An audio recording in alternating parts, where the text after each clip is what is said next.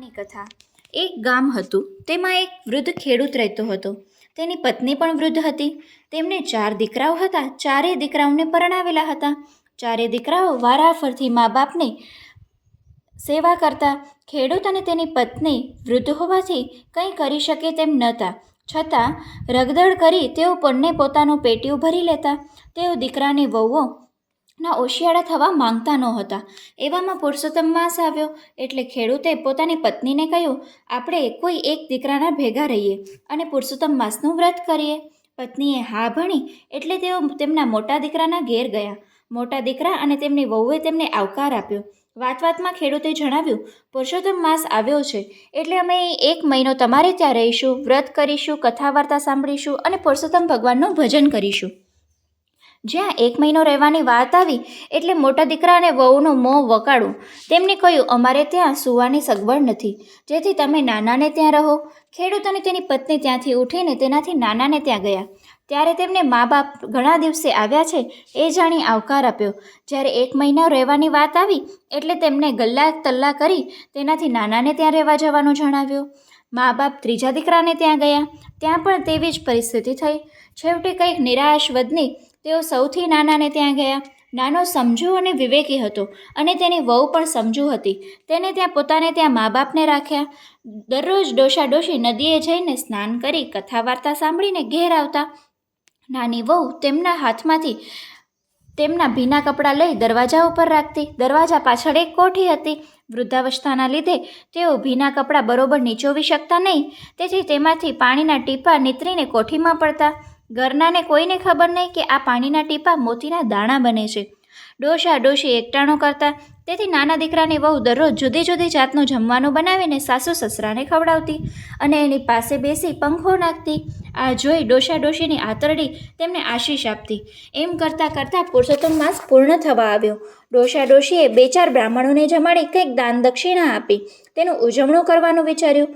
તેમની પાસે 2 પૈસા હતા તે તેમણે પોતાના નાના દીકરા અને વહુને આપ્યા અને ઉજવણું કરવાનું સૂચવ્યું.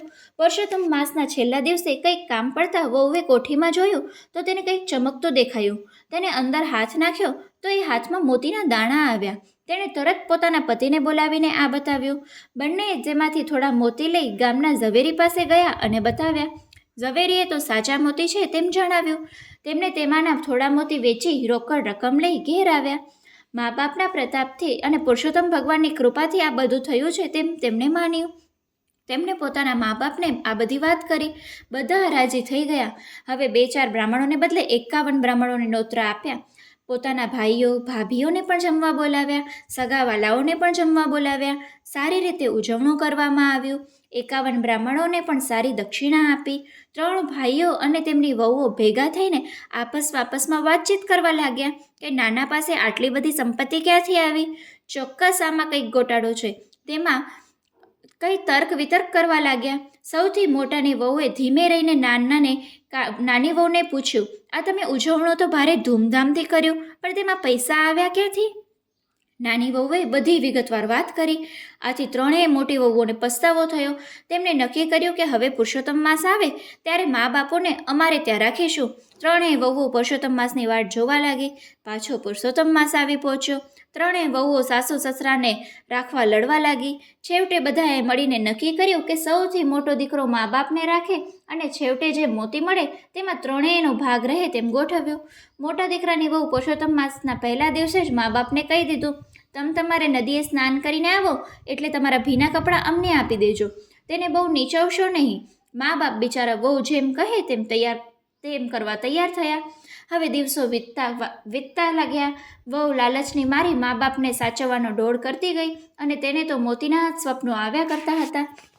છેવટે પુરુષોત્તમ માસ પૂર્ણ થયો. 3 દીકરા અને વહુએ મળીને ઉજવણું કરવાનું ગોઠવ્યું. તેમને તો આખા ગામનું જમવાનું આમંત્રણ આપ્યું.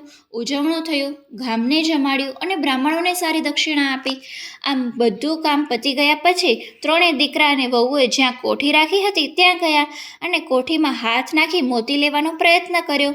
તેમના હાથમાં તો માટીવાળું પાણી આવ્યું. આથી ધીરજ ન રહેતા તેને જણાએ કોઠીમાં હાથ નાખ્યો. તેના ભારથી કોઠી હેઠી બેઠી. અંદર જોયું તો મોતી શાના હોય.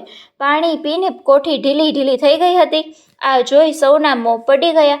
દીકરાઓ અને દીકરાઓની વહુઓ ડોશા ડોશી ઉપર ખીજાયા અને કહેવા લાગ્યા, તમે નાનાને ત્યાં સરખી રીતે પુરુષોત્તમ માસ નાહ્યા હશો અને અમારે ત્યાં કપટથી નાહ્યા હશો, નહીં તો આમ બને નહીં.